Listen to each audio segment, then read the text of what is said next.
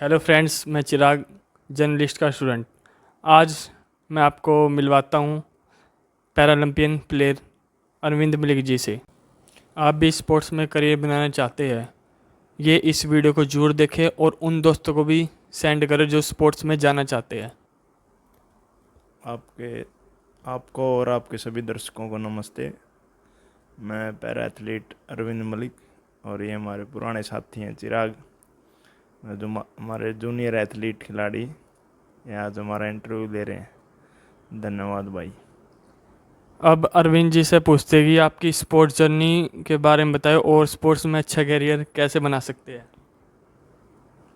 मेरी sports journey मैंने 2011 से खेलना स्टार्ट किया था और आज 2015 तक कंटिन्यू मैं बगैर रेस्ट के ट्रेनिंग कर रहा हूँ। अपने रेगुलर डाइट, रेस्ट और जो भी उसकी रिक्वायरमेंट है, सप्लीमेंट वगैरह सब फॉलो कर रहा हूँ। अरविंद जी, आपने स्पोर्ट्स में आने का कब सोचा और किससे प्रभावित हुए हो आप?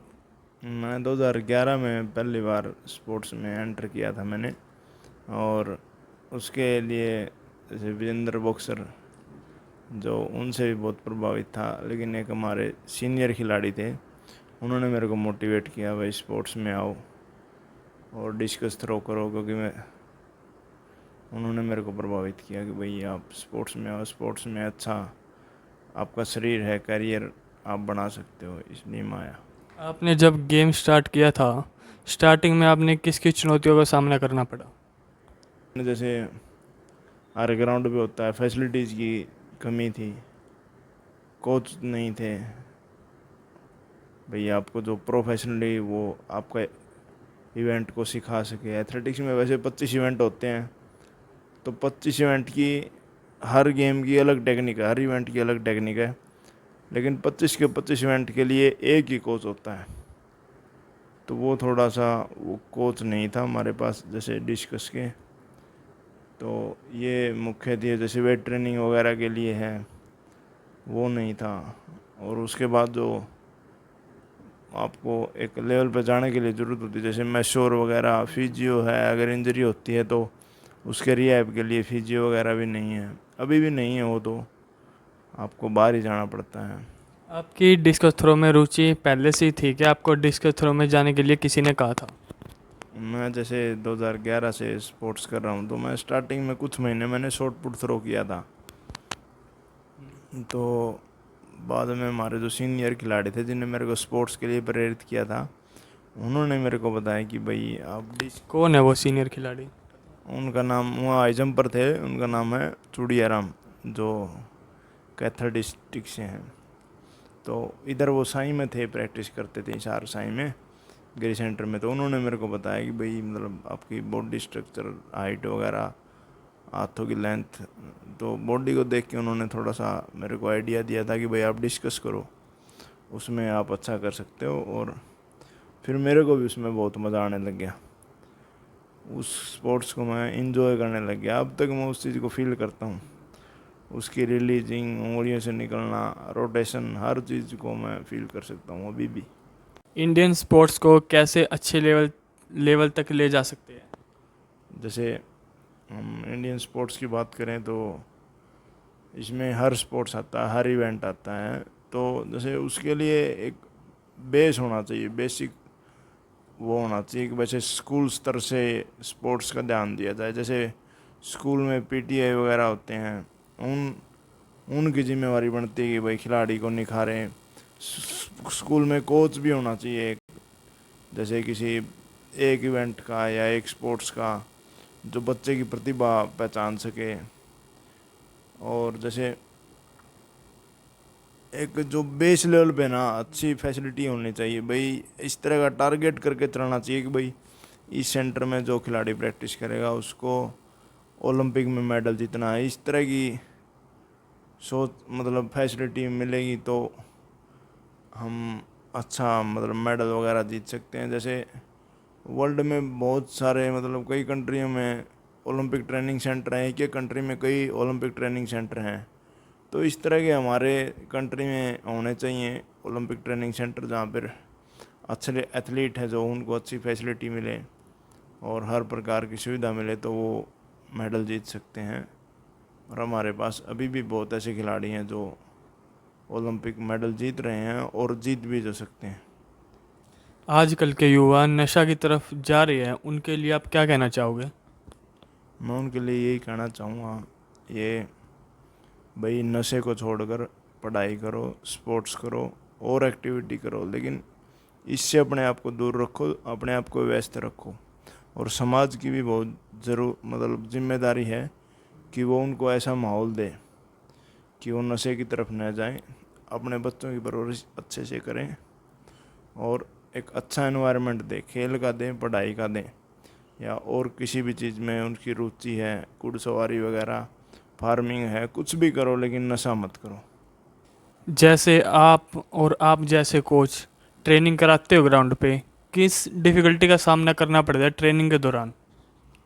जैसे मैं हिसार में ट्रेनिंग की है और यहाँ कोच हूँ या हमारे और कोच हैं, तो एक सबसे बड़ी मेन समस्या हमारे यहाँ पे आ रही है। जैसे और फैसिलिटी तो अलग चीज़ है, लेकिन एक समस्या जिसका निदान किया जा सकता है, जैसे अभी जैसे मैं थ्रो कर रहा हूँ तो सामने से कोई बच्चा निकल जाएगा जिसकी माँ मतलब वहाँ पे वो स्पोर्ट्स करता भी नहीं है, लेकिन फिर भी वो बीच में घूम रहा है, वो डिस्टर्ब कर रहा है, क्योंकि जो खिलाड़ी है ना, उसका जो प्रोफेशन ही वही है, उसकी पढ़ाई ही वही है। अगर उसके बीच में से ऐसे कोई डिस्टर्ब करेगा तो उसको इंजरी होगी, या मतलब ध्यान फोकस हो मतलब उसको ध्यान फोकस नहीं कर पाएगा, डिस्ट्रैक्ट होगा। तो और जैसे उनको लगने का खतरा है, जैसे चोट का खतरा है, उसका भय में भी आप मतलब ऑल आउट वगैरह थ्रो नहीं कर सकते। ये जैसे पूरे ग्राउंड पे पूरा ऐसा भय का माहौल बना रहता है, क्योंकि वहाँ बहुत ज़्यादा भीड़ है और भीड़ में थ्रो है, कहीं भी निकल सकती है। एथलेटिक्स की मैं बता सकता हूँ, जैसे और गेमों में भी ऐसा, और भी गेमों में ऐसा कम है जैसे। और ईमान मान के चलते हैं कि भाई हम स्कूल की किसी क्लास में बैठे हैं, तो स्कूल की क्लास में कोई ऐसे कोई घूम सकता है क्या? कोई बाहर से टीचर या स्टूडेंट के अलावा कोई घूम सकता है? नहीं घूम सकता नहीं। तो यही खिलाड़ियों का स्कूल है भाई, इधर से ये घूमना फिरना, ये डेमोक्रेसी अलग चीज़ है, लेकिन ये इनका स्कूल है, यहाँ पढ़ने दो इनको, इनको यहाँ पे खेलना है, यहाँ से खेल के अपना भविष्य बनाने के लिए आए हैं, ये भी आप ही के बच्चे हैं। तो थोड़ा सा मतलब कोऑपरेट किया करें, और गवर्नमेंट भी इस तरफ ध्यान दे कि भाई कोच की सपोर्ट करे। भाई कई बार क्या होता है, कोच के साथ मारा पीटी कर देते हैं बाहर से आए हुए बच्चे, तो ये उनको ग्राउंड पे एंट्री कैसे मिल जाती है जो बाहर से लोग आते हैं? देखिए वो ये कहते हैं कि भाई ये ग्राउंड तुम्हारा थोड़ी, ये सबका है, समझ रहे हैं। और एक कोच ये का नॉर्मल आदमी, तो वो कोई कमांडो थोड़ी है, अगर भाई AK-47 लेके साथ में चलता है, मानते हो? भाई सिंपल कोच है, इतना बड़ा ग्राउंड है, कोई कहीं से भी आ जाता है, और कहने भी मानते नहीं, बदतमीजियाँ करते हैं कोचों के साथ। तो गवर्नमेंट को इस मतलब हमारे प्रशासन को इसकी तरफ ध्यान देना चाहिए। ये बोर्ड ही सब कुछ नहीं है, थोड़ा अनुशासन भी बहुत ज़रूरी है। तो इसलिए कोचों की सपोर्ट करो, और खुद समझो कि स्पोर्ट्स भी एक स्टेडियम भी एक ट्रैक भी एक स्कूल है, वहाँ पर भी अच्छे खिलाड़ी तैयार होते हैं जो देश का नाम रोशन करते हैं और वर्ल्ड लेवल पर देश को मजबूत करने का काम करते हैं। जैसे कि आपने अभी बताया, कोच और खिलाड़ियों को जो समस्या आती है, गवर्नमेंट सरकार को इनके लिए क्या करना चाहिए, मतलब डिफ़िकल्टी को रोकने के लिए क्या रूल रेगुलेशन निकालनी चाहिए? देखिए जैसे जो मैंने भी बताया कि भाई कोचों के साथ बदतमीजी वगैरह होती है, तो उसको रोकने के लिए सबसे पहले तो हमें खुद समझना होगा कि भाई ये टीचर है, इसका इज्जत करना चाहिए, इसके पास हमारे बच्चे ट्रेनिंग कर रहे हैं या हमारे भाई ट्रेनिंग कर रहे हैं, समझ रहे हो? और उसके बाद जो है भाई, जो उनके पास अथॉरिटी है कि भाई इनके परमिशन के बगैर यहाँ कोई ट्रेनिंग नहीं करेगा। परमिशन का मतलब ये नहीं है कि भाई उनके बगैर, लेकिन उनका परमिशन का मतलब ये है कि भाई उस टाइम पे, क्योंकि कोच को देखना होता है, अगर किसी को लग जाए ना, जैसे ऐसे हैमर है, हैमर अगर लग गया तो आज बंदा ख़त्म है, जेवलिन लग गया तो बंदा ख़त्म है। तो कोच को देखना होता है कि भाई कौन किस टाइम आएगा, कौन कहाँ किस टाइम ट्रेनिंग स्टार्ट करेगा, सबका टाइम कोच को देखना होता है।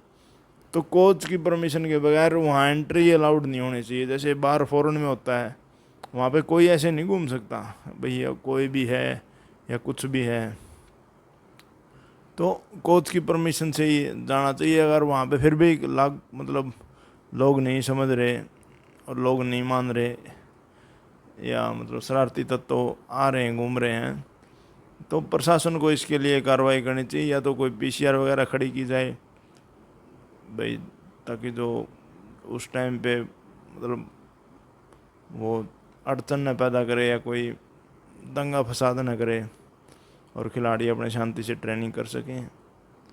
और सबसे बड़ी बात है, लोगों को खुद को समझना चाहिए, क्योंकि यहाँ खुद हम ही कर रहे हैं। जिनके बच्चे ट्रेनिंग करते हैं वो तो इस समस्या को समझते हैं, वो नहीं जाएंगे कभी भी। अभी यही मान के चलना चाहिए भाई, जो बच्चे कह रहे हैं या कोच कह रहा है ये सही है, यहाँ से निकल जाओ। उनके साथ बहसबाजी मत करो या कोई और इंसल्ट उनकी मत करो, क्योंकि वहाँ पे उनको समझना बहुत ज़रूरी है। तो मैं यही कहूँगा सबसे, और प्रशासन से भी मेरी यही अनुरोध है कि भाई कोच को उसकी इज्जत और उसकी सुरक्षा के लिए उसका ध्यान, उसकी बातों को ध्यान से सुना जाए और उन पर अमल किया जाए, जो भी योग्य कार्रवाई हो वो की जाए। अरविंद मलिक जी का बहुत बहुत धन्यवाद करते हैं जी, आपका बहुत बहुत धन्यवाद टाइम निकालने के लिए। आप भी अरविंद कुमार जैसे होनहार खिलाड़ी बन सकते हैं और इंडिया के लिए खेलकर देश का नाम वृक्ष में ऊंचा कर सकते हैं। Thank you.